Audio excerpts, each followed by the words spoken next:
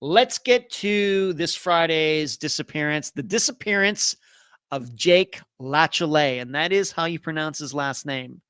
His last name is Latiolais. Jake Latiolais.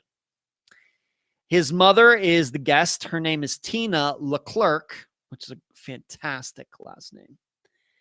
And he disappeared August 28th / August 29th, 2014, 6.5 years ago. And the circumstances are these, that on the early morning of August 29th, 14, his truck was found on the bridge, the I-10 bridge, the bridge that has on the I-10 route that goes through Baton Rouge over the Mississippi River. His truck was found there, parked on the bridge, and a couple 911 callers had called in to say, yeah, there's this truck on the bridge and looks kind of creepy, spooky, and somebody should check it out. And the police got there and checked it out, and it was Jake's truck, but he was nowhere to be found. His phone was in the truck, but he and I think his wallet were missing, not there. And he was never seen again. And I guess on the surface, it would be very easy to believe that this young man committed suicide. Something drove him to drive out there onto the bridge and jump. As you will probably suspect, it's just not as simple as that. And there are a lot of, in fact, there's so much that I will be doing 2 supplemental videos on this very channel for Jake's disappearance. One will be involving doing a street view and satellite view of the bridge and just showing you all what it looks like. Won't be able to do it at night because all these Google Maps street views are during the day. But I'll do my best on that. But I'm also going to do a supplemental video on Jake's phone records alone.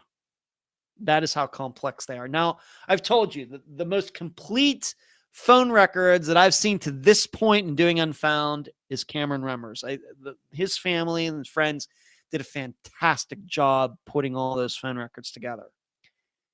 The phone records for Jake Latiolais' disappearance are pretty much just as good. I would hesitate to say better, but they're right up there. But they're very complex.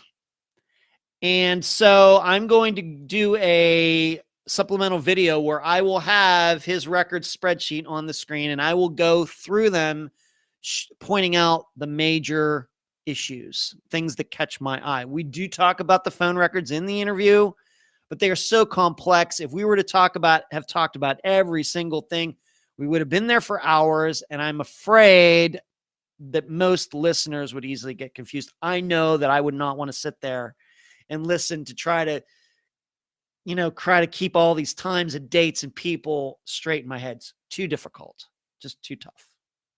So we hit the major points, but I'm going to go in deeper in the YouTube video. I'm going to be doing that tomorrow. So what seems to be a case of a young man jumping off a bridge for whatever reason, that'll be up for you to decide, of course. There are a lot of other items that you need to hear that are going to make you question that. You may still come back around to the idea that he jumped, but a lot of these other items cannot be easily dismissed that can make you think something else happened. So that is the disappearance for this Friday. Jake Latiolais, Latiolais. And the title of the episode is going to be called The Public's Evidence, because there's a lot of evidence, a lot of information, and it's for you, the public, to decide. And I talk a little bit about that at the beginning. Of course, I love working with themes. He disappeared either August 28th or early the 29th of 2014. Mother Tina Leclerc is the guest. He disappeared either from that bridge or somewhere close to it in Louisiana. Once again, 2 supplemental videos Going to film them tomorrow. I don't know if I will post them tomorrow, but of course I will provide the link so you can all easily find them whenever you want to.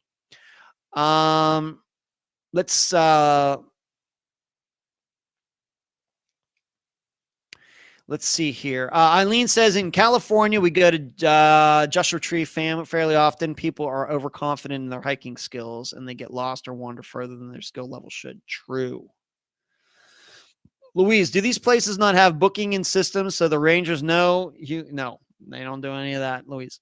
Nope. If you don't register and sign up, these rangers know that you've not left the area and are now missing. That would be news to me, Louise. Ruth, the pandemic affected the national park system and the park rangers available. Ms. Mystery says, hi, I'm late. Unfortunately, you are, Ms. Mystery, and we're going to be closing the show down in a couple minutes. Louise, but you can catch the replay. Louise, cannot imagine anything more terrifying than being in a national park on my own, camping in the pitch dark, hearing all the animals and noises. Yeah. Ms. makes a compliment to my hair. Ms., I can assure you it is my own.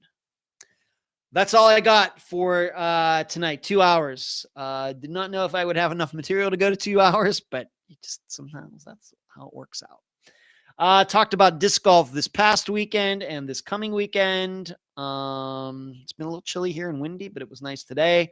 I told my Punxsutawney story from February 2nd, 1997, when I went up there with my girlfriend at the time, Janie. Talked about the collaboration that happened between myself and John Lorden. You will hear his show this Friday, or see his show this Friday with me in it. Talked about the Ben Archer poll, the newsletter. Touched upon trolls. Talked about how there's not really been any updates in 2021 for any of Unfound's cases. Talked about Erica Lloyd. Took a huge amount of questions, 4 from Jill alone. And then we finished up talking about this Friday's episode, the disappearance of Jake Latiolais. That's all I got. Hope you all enjoyed it. As you know, this live show is a little more laid back, so I don't mind saying I hope you enjoyed it. That's it. Good night. It is now almost 11 p.m. Eastern time. Good night. You'll hear me on Friday and see me. Well, no, not just hear me for the supplemental videos. Bye-bye.